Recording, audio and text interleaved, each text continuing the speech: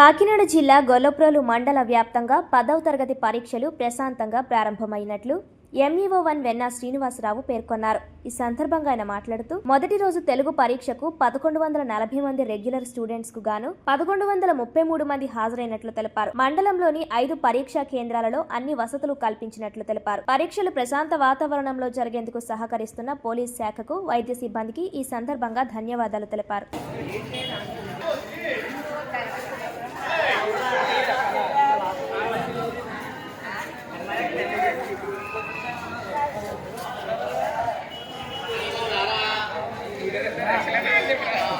నమస్కారం సార్, నా పేరు వెన్నా శ్రీనివాసరావు, మండల విద్యాశాఖ అధికారి 1, గొల్లప్రోలు మండలం.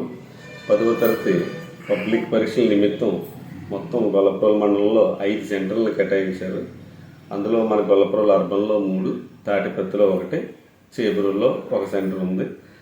వీటన్నిటిలో కూడా గౌరవ జిల్లా విద్యాశాఖ అధికారి కాకినాడ వారి సూచనల మేరకు ఫర్నిచర్ మొత్తం అన్నీ కూడా సరిపడా ఫర్నిచర్ అది కేటాయించడం జరిగిందండి. అన్ని వసతులు కూడా కల్పించడం జరిగింది. అలాగే పరీక్ష రాసే అన్ని రోజులు కూడా 144 సెక్షన్ వైద్య సిబ్బందిని కూడా అక్కడ మనం ఎలక్ట్ చేయడం జరుగుతుందండి.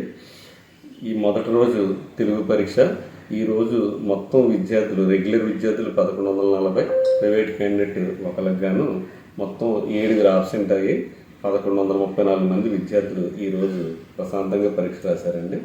మరి ఈ పరీక్షలన్నింటినీ కూడా సజావుగా జరగడానికి సహకరించిన పోలీస్ శాఖ వారికి, అలాగే వైద్య సిబ్బందికి, పెద్దలకు, తల్లిదండ్రులకు, ప్రతి ఒక్కరికి కూడా పేరు పేరున ధన్యవాదాలు.